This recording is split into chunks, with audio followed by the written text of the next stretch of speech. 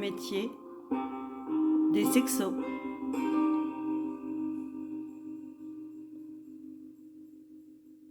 Bonjour, je m'appelle Pascal Skomski. Je suis sexologue depuis 2019. Et il y a quelque temps, j'ai eu plusieurs demandes de partage, d'interviews de la part d'étudiants qui voulaient comprendre c'était quoi mon métier. J'ai pris plaisir à échanger avec elles, avec eux, et je me suis rendu compte qu'il aurait été plus judicieux de créer une sorte de catalogue du métier des sexos, car j'ai une certaine manière de proposer mes accompagnements.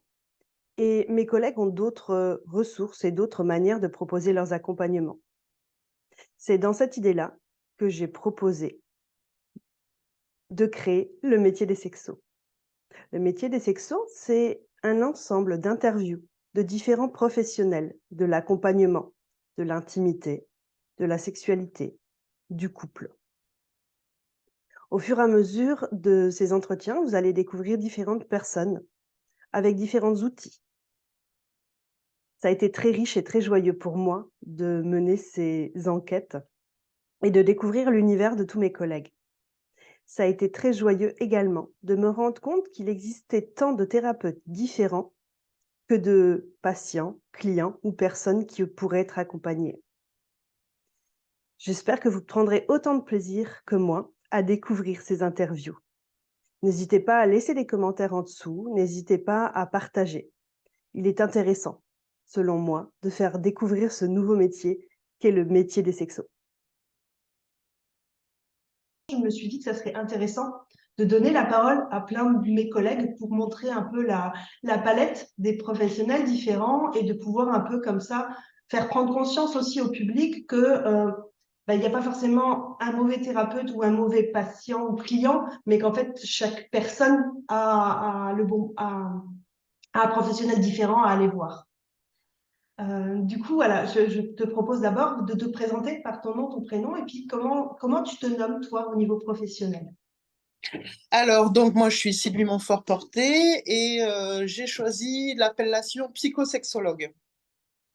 D'accord. Et du coup, au niveau de ton parcours professionnel, donc avant d'être psychosexologue, tu étais quoi? Alors, avant d'être psychosexologue, j'étais et je suis toujours salariée dans une structure qui accompagne les jeunes et je suis chargée de projet prévention santé dans cette structure depuis 28 ans. Et au début des années 2000, nous avons mis en place un groupe de réflexion qui était animé à l'époque par la DAS sur la prévention par rapport à la contraception. Et on avait un taux dans mon département assez important d'IVG pratiqué par des jeunes mineurs. Donc ça nous a alertés et nous nous sommes réunis de façon collégiale et pluripartenariale et pluridisciplinaire aussi pour réfléchir à un programme qu'on pourrait mettre en place dans le département. Et la structure qui s'appelle l'IREPS maintenant nous avait proposé une sensibilisation avec Régent Tremblay, donc québécois qui a initié l'enseignement du DU à Toulouse avec d'autres personnes. Et pour moi, cette formation a été une révélation. J'ai compris que effectivement, la prévention, l'éducation pour la santé sexuelle, on ne pourrait pas la faire qu'avec des messages de peur, de prévention. Et du coup, j'ai décidé d'aller plus loin. Donc, j'ai passé le diplôme de sexologie. Et ensuite, à Toulouse, il y a eu le premier diplôme universitaire d'éducation pour la santé sexuelle. Enfin, ça s'appelle l'éducation pour l'éducation sexuelle. Moi, je préfère le mot éducation pour la santé sexuelle. Et donc, je l'ai passé aussi. Et du coup, tout ça, c'était pour mettre en place des actions de prévention au sein de ma structure, ce que j'ai fait à partir de 2004, de façon individuelle ou collective en atelier. Et en 2008, j'ai décidé aussi de m'installer en libéral parce que c'était quand même beaucoup d'investissement, ce temps pris sur ma famille, sur mon organisation. Ah non, ce que j'ai oublié de dire, c'est que j'ai choisi aussi de me former au sexo corporel parce que c'est une approche vraiment qui est un outil que j'utilise énormément dans ma pratique, aussi bien éducative que thérapeutique. Et donc, je reviens à 2008, où j'ai décidé de m'installer, d'ouvrir un cabinet pour pouvoir aussi exercer cette pratique qui me comble complètement, mais qui me permet pas, c'est pas suffisant pour en vivre, pour dégager un salaire. Donc, je continue à être salariée dans la structure pour laquelle je me suis formée, en fait, et qui a financé d'ailleurs mes diplômes. En parallèle, j'ai l'activité en libéral. Voilà. Super. Pour les gens qui connaissent pas, parce que moi ça me parle beaucoup, mais est-ce que tu peux développer un peu c'est quoi le sexo-corporel? Alors, le sexo-corporel repose sur l'hypothèse que il y a un lien entre le corps et le cerveau et que beaucoup de personnes qui viennent nous voir sont beaucoup dans les mentalisations, beaucoup dans les pensées et n'ont pas forcément conscience, connaissance de leurs sensations, n'ont pas forcément la perception de leur vécu sensoriel et émotionnel aussi. Et donc, l'approche permet de ramener ces personnes-là dans leur perception et de développer en fonction de leur projet cet aspect-là de leur sexualité pour pouvoir avoir une perception plus fine qui leur permet d'être plus acteurs de leur sexualité et de choisir en fonction de ce qu'ils ont envie de vivre avec ce qu'on appelle les lois du corps,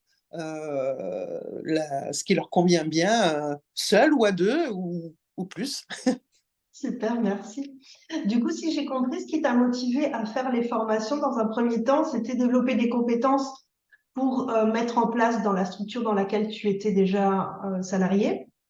Oui. Et au départ, tu faisais déjà une sorte d'éducation quand même à la sexualité, mais pas de la même manière, c'est ça? Alors, bah, je faisais de l'information, mais je faisais pas de l'éducation. Quelle est la Euh, différence du coup pour toi? oui, la différence pour moi, c'est bah, je peux on continue à faire de l'information, c'est-à-dire de mettre à disposition de la documentation, des préservatifs et même d'informer sous forme d'actions ponctuelles sur ces thématiques-là. Ça, c'est de l'information, ça ne participe pas forcément au changement. L'éducation, c'est d'accompagner la personne pour l'aider vers un changement souhaité et donc de la mener à avoir tous les éléments d'appréciation pour qu'elle puisse faire ses choix, et aussi bien au niveau des connaissances, au niveau des savoir-faire et au niveau aussi de comment elle vit ça. Est-ce que du coup elle en tire une certaine fierté, un certain bénéfice secondaire, des émotions positives dans la relation et aussi pour elle-même. Donc, du coup, ça demande un programme bien plus long et plus construit qu'une simple séance d'information. Et j'entends aussi que du coup, il y a aussi plus de pertinence, ou en tout cas une pertinence très différente que juste donner des informations de base. Oui. Donc, tu me l'as abordé un tout petit peu. Donc, actuellement, tu exerces à la fois en tant que salarié dans cette institution et du coup, à la fois en tant que libéral. Au niveau de l'équilibre, comment du coup tu arrives à équilibrer tout ça, toi? Au niveau du temps ou au niveau Oui, de... les Alors, au deux. niveau du temps, je suis salariée à 32 heures par semaine, que j'ai réparties sur 3 jours et demi. Et je peux, du coup, consacrer du temps à mon cabinet, une longue journée, parce que je consulte jusqu'à 20 heures, et une demi-journée, pareil, assez longue, puisqu'elle va jusqu'à 20 heures aussi. Et donc, du coup, si j'ai bien compris, dans la structure, c'est pour les jeunes, donc du coup, les enfants et les ados. Et du Pas coup, les jeunes qui ne sont plus scolarisés, de 16 à 25 ans. d'accord, ok. Et du coup, dans ton cabinet, c'est un autre public ou c'est le même que tu reçois? Alors, dans mon cabinet, ben, je reçois un autre public parce que les jeunes, s'ils sont suivis par la mission locale, ben, je les encourage à venir à la mission locale, c'est gratuit pour eux. Mais je reçois aussi des jeunes qui ne sont pas suivis par la mission locale, qui sont salariés ou étudiants Et de ce fait, ils viennent me voir au cabinet. Je reçois aussi des enfants. Mon plus jeune, il a 4 ans. Et je reçois essentiellement des adultes. Je fais de la thérapie de couple aussi, donc je reçois pas mal de couples. Et après, ça peut aller jusqu'à, je crois que la personne la plus âgée que j'ai reçue à 87 ans. Donc, c'est très, très large. Très large et très diversifié, et c'est ça qui est vraiment stimulant. C'est un voyage dans les histoires des personnes à chaque fois. C'est du sur-mesure. C'est vraiment chaque histoire est unique, chaque couple est unique, et c'est passionnant. Moi, vraiment, je suis à ma place. Je suis à ma place dans cette activité. Je le sens, je le vis. Et puis j'ai des retours aussi qui me le confirment. Et ça se voit quand tu le partages, parce que d'un seul coup, tu rayonnes, tu illumines quand il y a cette notion-là de partager. Et justement, quelles sont pour toi les compétences nécessaires pour être aussi juste et aussi à ta place? Alors, la compétence nécessaire, on l'apprend aussi au sexo-corporel, c'est l'assertivité. Euh, Déjà d'avoir confiance en soi donner, pour permettre aux personnes de pouvoir aussi sentir cette confiance et créer cette alliance qui est indispensable pour pouvoir accompagner les personnes dans leurs projets. Donc une certaine centration, la façon de se tenir là, voilà, tel que je suis, c'est ce qu'on apprend aussi au sexo-corporel, d'être ancré et centré. Et puis bien sûr l'écoute, bon ça c'est quelque chose que j'avais déjà évidemment, mais l'écoute vraie, c'est-à-dire vraiment accueillir les personnes, leur laisser ce temps de parole. Et l'empathie, bien sûr. L'empathie, c'est-à-dire éviter de leur donner des conseils par rapport à ce que j'aimerais, moi, qu'ils accomplissent, ou le projet que je vois se dessiner pour eux et qui n'est pas forcément le leur. Donc l'empathie, c'est vraiment d'aller au plus juste de leurs demandes, quitte à la réévaluer. Si effectivement, entre 2 séances, on se rend compte que des choses ont bougé et que le projet est à réévaluer, on le réévalue ensemble. C'est une espèce de contrat moral qu'on se fixe en fait. Hein. Je leur propose une certaine évaluation, je leur apporte quelques connaissances, et fort de ça, nous décidons ensemble d'aller vers un projet avec, du coup, comme je suis formée au sexo-corporel, des explorations à faire à la maison. Et ils reviennent avec la matière qu'ils ont pu collecter à la maison, et on refait une évaluation en fonction de ça, et on réévalue le projet en fonction de ça. Si ça a été fait ou pas fait, parce que quelquefois ça n'est pas fait. Et ça, c'est un élément d'évaluation aussi, que nous accueillons et pour lesquels nous envisageons une réorientation vers autre chose. Du coup, si je résume, dans les compétences, il y a d'abord ce travail sur soi pour être, comme tu le dis, voilà, aligné, ancré et juste. Et puis, il y a une capacité d'avoir une grande flexibilité pour finalement pouvoir prendre ce qui est posé et pas être dans une attente ou un besoin, mais de pouvoir faire en fonction de la matière qui est présente, c'est ça? Oui, et puis même le sexo-corporel va plus loin que ça, c'est-à-dire d'arriver à, à vivre le vécu corporel des personnes. Donc, quand on se forme au sexo-corporel, on commence par ça, par vivre tous les vécus corporels des différentes personnes qu'on est amené à recevoir en fonction de leur vécu émotionnel, de leur mode d'excitation sexuelle, etc. Et là, par exemple, il y a quelques jours, j'ai reçu une personne qui a un trouble du vaginisme, et elle me décrivait la contraction de son vagin d'une certaine façon avec les mots, et j'arrivais pas à comprendre ce qu'elle me disait. Elle me parlait comme un ascenseur, en fait. Elle sentait une poussée. Elle disait, pour relâcher, je pousse. Et je comprenais pas ce qu'elle me disait. Donc, je l'ai fait.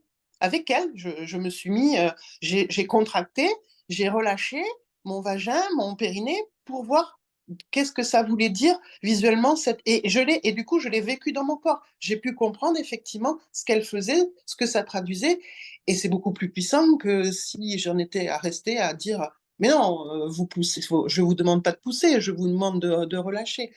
Et voilà, c'est aussi ça. Beaucoup de... C'est plus qu'une grande ouverture.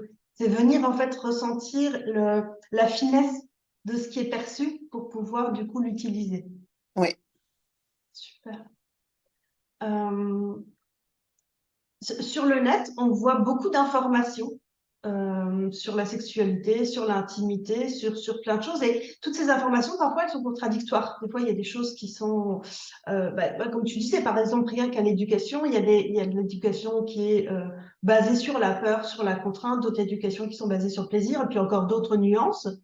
Comment toi, tu fais la part des choses et comment tu accompagnes aussi les personnes à faire la part des choses sur tout ce qui est véhiculé actuellement dans tous les médias? Oui. Alors, que ce soit sur le net ou sur les magazines, ou tout ce qu'on peut nous amener à tout ce que la société peut nous amener à avoir comme information, il y a toujours trois dialogues à faire, en fait. C'est comment je me situe par rapport à ça, comment ça résonne en moi, comment je peux être amenée à en discuter avec les autres et comment je recueille aussi cette information-là. Donc, développer l'esprit critique, que ce soit pour la sexualité ou pour n'importe quel autre sujet, effectivement, il y a beaucoup de recettes applicables à tous et ça commence par ça, c'est vraiment accueillir son unicité et, et faire ses propres choix. Donc, je peux me servir des informations que je reçois parce que ça m'apporte certaines connaissances.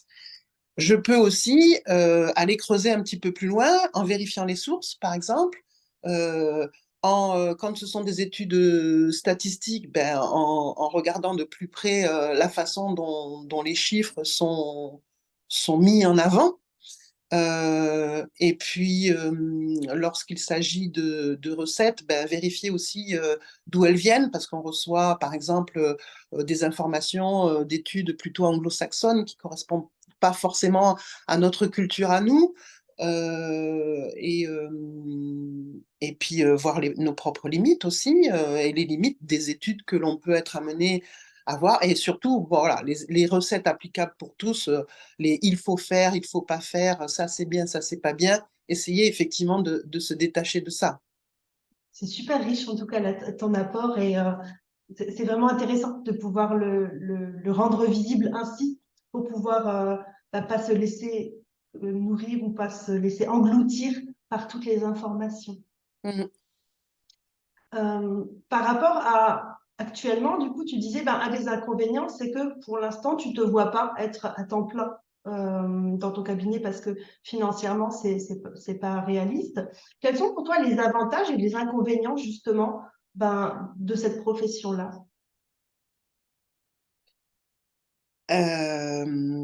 Du coup, d'être en libéral ou même de le faire en tant que... Des métiers de la sexo, du coup, de manière assez large. Alors, les avantages, c'est que vraiment, je peux percevoir les bénéfices secondaires que ça peut avoir sur le développement des personnes, leur épanouissement. Et ça, c'est mon salaire aussi que je reçois. Les inconvénients, c'est la méconnaissance de notre métier.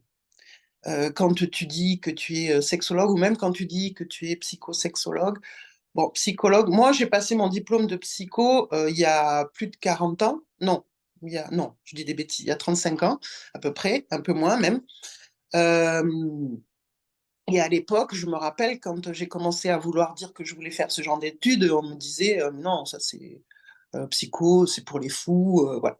Il y a eu une évolution de la société quand même qui nous amène à accepter davantage d'être accompagné. Le mot accompagnement, il convient davantage et les techniques ont changé aussi, les approches se sont développées. Donc ça passe un petit peu mieux. La sexologie, ça reste encore très méconnu. On nous prend pour. Alors voilà, une fois, je me rappelle, j'avais mis sur ma page Facebook, donnez-moi une idée pour dire comment je dois m'appeler. Je suis pas amourologue, je suis pas zizilogue. Qu'est-ce que je suis? Et effectivement, c'est compliqué hein, de trouver le terme qui convient. Parce que on y voit beaucoup de la génitalité dans notre métier, on y voit beaucoup de la dysfonction.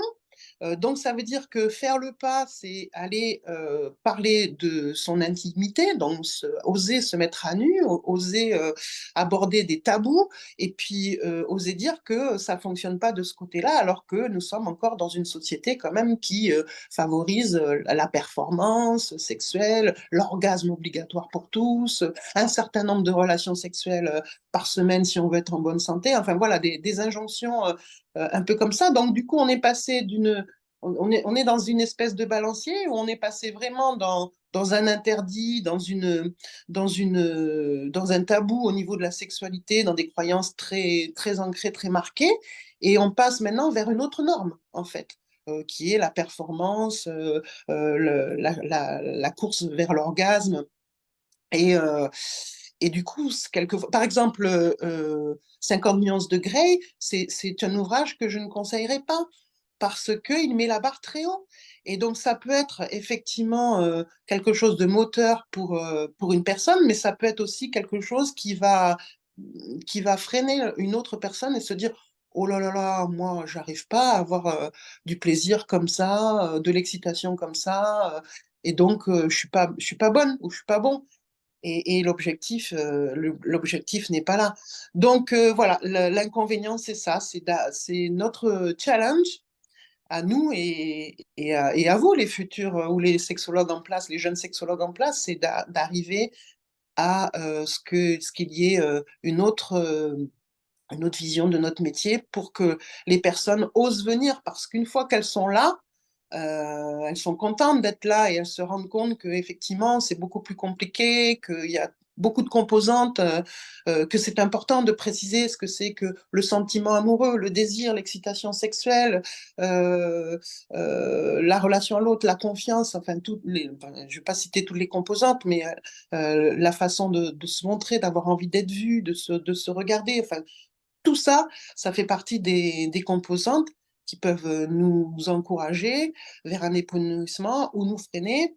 Et quand on ne sait pas ça de notre métier, eh bien, on peut passer à côté de quelque chose et c'est bien dommage. Et là, du coup, ben, oui, je compte sur les personnes qui viennent, qui osent faire le pas de consulter, et elles sont de plus en plus jeunes, d'oser dire après dans leur entourage, j'ai consulté un sexologue.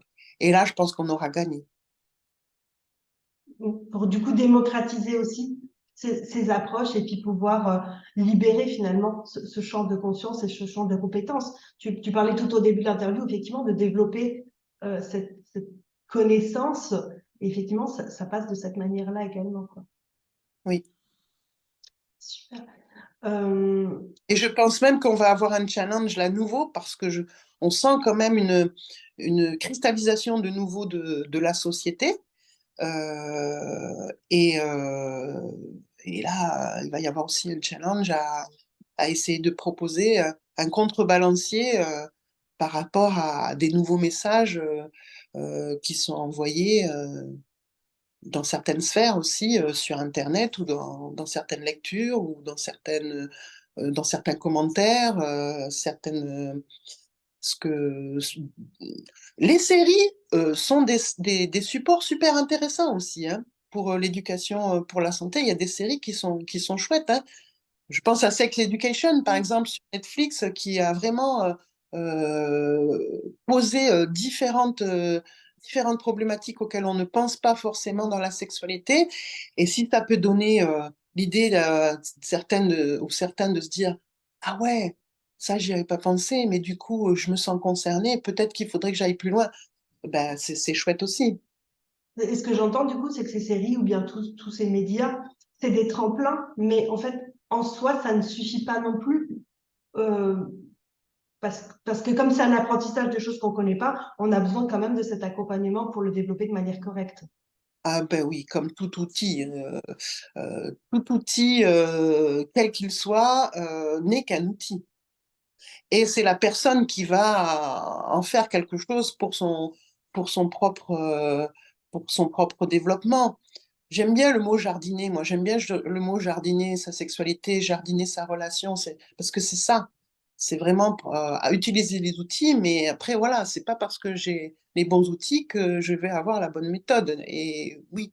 Et là, du coup, comme elle est unique, comme nous sommes tous uniques, ben effectivement, c'est quand même précieux d'être accompagné par une personne. Puis, de toute façon, ce que j'ai souvent comme retour aussi, c'est que déjà, quand on vient au cabinet, alors moi, je fais très peu de visio, hein, parce que j'en ai fait là encore récemment, et la personne, eh ben, du coup, elle a répondu au téléphone. Voilà, je trouve que quand les personnes sont chez elles, il y a quand même quelque chose de différent qui se passe. Quand elles viennent au cabinet, c'est un lieu un peu protégé, où du coup, ben, on coupe nos téléphones, les enfants sont pas là, etc. Euh, et il se passe autre chose. Il y a une espèce de bulle qui fait qu'il se passe autre chose. Et puis nous, du coup, nous sommes le tiers, sans affect, avec ben, des connaissances quand même qu'on peut apporter. Et c'est ça qui est puissant. Super. Et du coup, justement, tu me parlais, voilà, tu préfères consulter en présentiel. Est-ce qu'il y a une sorte de journée type quand tu es dans ton métier de sexo ou ouais, comment ça s'organise finalement, mais vraiment plutôt cette partie-là? Est-ce que tu fais que des consultes? Est-ce que tu fais autre chose? Comment tu fonctionnes? Alors, avant le Covid, j'avais eu l'idée de mettre en place des ateliers.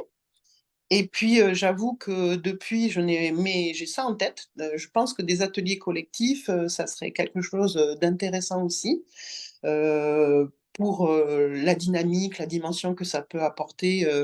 Et j'ai ça en tête. Et je pense que c'est un outil intéressant aussi. Du coup, en présentiel également? Oui, en présentiel. Ah oui, oui. Présentiel. Oui, pour leur faire. Bah, avec le sexo corporel, il y a des expériences à faire avec le corps que j'ai besoin de voir et que j'ai besoin de leur montrer aussi. Donc, pour moi, oui, ça serait en présentiel, en petit groupe, plutôt mixte, ce serait plutôt chouette. Donc, je m'imagine faire ça le samedi matin, par exemple, mais c'est vrai que je ne me suis pas encore. Parce que, bon, il faudrait que comme c'est de l'éducation, du coup, l'andragogie, on va dire, hein, plutôt pour les adultes, mais il y a quand même cette idée d'aller vers une progressivité du moins impliquant vers le plus impliquant, donc plusieurs thèmes avant d'aller vers des sujets un petit peu plus impliquants au niveau émotionnel, tabous, sensibles, intrusifs, enfin voilà, laisser la possibilité aux personnes d'aller progressivement vers quelque chose qui les touche, donc sur plusieurs séances. Et puis, ce que je fais aussi là en ce moment, c'est je transmets. Je suis à une étape de ma vie où, voilà, donc là par exemple, cet après-midi, je vais aller rencontrer une équipe d'éducateurs, d'intervenants dans un foyer d'hébergement. Ça va faire la troisième fois que je les vois, donc je les accompagne pour mettre en place un projet dans leur structure aussi, un projet d'atelier sexo. Je forme aussi au niveau de l'ARCEA, au niveau du DU de sexologie. Voilà, je fais aussi ces activités. L'ARCEA, c'est pareil, hein, c'est un organisme de formation pour les intervenants du champ éducatif et social. Et ben, c'est déjà beaucoup. Donc, du coup, les consultations, plus le pôle formation, plus ce projet d'activité de groupe Ouais, sur un jour et demi. Oui, effectivement, c'est dense. oui. Ah ben, oui, c'est dense. Et en même temps, je sens que c'est bien nourrissant quand même. Voilà, c'est quelque chose oui, de nourrissant. C'est nourrissant. C'est ma bulle d'oxygène. C'est mon équilibre. Le métier que je fais à la mission locale, il est moins nourrissant. Les jeunes sont plus en difficulté, moins dans la demande, c'est une approche différente. Et, et là, par contre, quand je sors d'une journée, même à 20 heures de consultation, je suis bien. J'ai la pêche. Quand je sors d'une journée de mission locale, j'ai les batteries à plat. Ça vient pas, du coup, ça vient pas toucher de la même manière, quoi. Ça vient Non, pas, ouais. ça active pas les mêmes choses. Quel conseil tu pourrais donner à un étudiant ou une étudiante qui voudrait s'orienter vers ce domaine de la section? Alors, le conseil, ce serait, je suis amenée à regarder qu'il y a des formations qui sont proposées autres que le diplôme universitaire, assez courtes, en visio. Moi, je suis un peu dubitative, mais bon, je ne suis pas toute jeune non plus, donc c'est peut-être pour ça que j'ai une résistance par rapport à ce type d'enseignement. Cela dit, pendant toutes les périodes de confinement, j'ai fait de l'enseignement en visio. Et je vois que l'interaction est quand même pas la même. Et les étudiants l'ont manifesté aussi. Par exemple, ceux qui sont en troisième année cette année, je ne les ai pratiquement pas vus.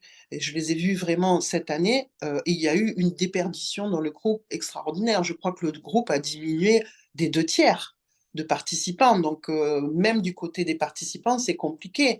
Dans le monde professionnel, j'entends que maintenant, on peut recommencer à faire des réunions en présentiel et on est tous friands de ça parce qu'il ne se passe quand même pas la même chose. Bon, ça, ça n'a pas de valeur universelle, c'est vraiment mon avis. Donc, j'encouragerais quand même les personnes à faire un diplôme universitaire parce que nous avons un challenge, comme je disais, à relever. Et je pense que c'est aussi le sérieux d'un diplôme universitaire qui va nous permettre de mieux nous faire connaître et de mieux nous faire accepter dans la sphère professionnelle et au niveau de la société aussi. Cependant, il est clair qu'un diplôme universitaire, ça ne suffit pas pour avoir des outils et j'encouragerais les personnes à choisir une formation complémentaire. Alors, pas forcément le sexo-corporel, hein, parce que moi, ça me convient, mais ça ne conviendrait pas forcément à tout le monde. Il y a d'autres approches qui sont proposées, sexo-analyse, euh, enfin, je vais pas, j'ai pas le catalogue en tête, mais voilà, que chacun puisse aussi compléter avec moi, j'utilise aussi la communication non violente, j'utilise aussi l'analyse transactionnelle, j'utilise voilà, d'autres outils que l'on peut mettre à disposition de notre pratique pour aller vers quelque chose de concret. Donc, si j'entends bien, c'est développer des compétences, mais des compétences qui nous parlent pour pouvoir Oui, après les appliquer de manière correcte, quoi, quelque chose comme ça. c'est ça, pour être congruent. Parce que si je choisis de faire une formation parce que c'est à la mode ou j'en ai entendu parler, mais que je ne me l'approprie pas, je ne la vis pas réellement, je ne l'habite pas, comme on dit en psy, eh bien, je pense que ça ne va pas être transmis de la même façon. Et puis, comme tu disais tout à l'heure, savoir aussi, avoir travaillé aussi sur soi. Pour pouvoir parler de sexualité, c'est important de savoir où j'en suis moi par rapport à la sexualité. Quelles sont mes limites aussi? Ça ne veut pas dire que du coup, je n'aborde pas ces sujets-là, mais je peux aussi avoir conscience qu'il y a des choses qui me questionnent et aller le travailler. Ne pas hésiter à faire de la supervision aussi, parce que c'est vraiment important de pouvoir poser les situations qui nous embarrassent et de prendre conscience de nos propres limites. Nous en avons tous et c'est à accueillir, je pense que.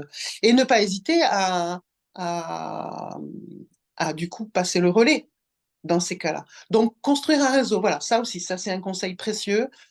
Construire un réseau autour de soi de différents professionnels, gynéco, sage-femme, psy, traumaticien, voilà, des pratiquants de MDR, je sais, enfin, kiné, voilà, avoir autour de soi quand même des personnes ressources avec lesquelles on peut travailler, soit passer le relais, ou soit dire, ben là, je vous conseille d'aller faire quelques séances de kiné, et puis vous revenez vers moi, ou je vous conseille là d'aller aborder les traumas qui freinent votre développement auprès de telle personne, et puis on reviendra pour la sexothérapie. Et c'est parce qu'on a fait un travail de découverte sur qui on est, ce qu'on peut accompagner, qu'on sait en fait à quel moment on peut déléguer aussi. En tout cas, c'est comme ça que je l'entends un petit peu, quoi. C'est vrai. Du coup, pour terminer, est-ce que tu pourrais me partager un mot, une phrase ou un concept qui résume pour toi la vision de la sexualité ou de la vie intime? Je sais que c'est compliqué de... Bah, le mot qui me vient, c'est épanouissement, déploiement. C'est voilà, je suis amenée à voir les personnes dès quelquefois dans une espèce de chrysalide et de pouvoir observer là le déploiement des ailes et imaginer leur envol, parce qu'en général, c'est à ce moment-là que on considère que l'accompagnement se termine. Et ouais, c'est ça. C'est vraiment une belle image, en tout cas pour clore, c'est super joyeux. Je te remercie vraiment d'avoir pris ce temps de partage. J'espère que les gens, voilà, ils seront aussi intéressés que moi, ça m'a vraiment intéressée. Mais je te remercie également parce que c'est un très beau projet.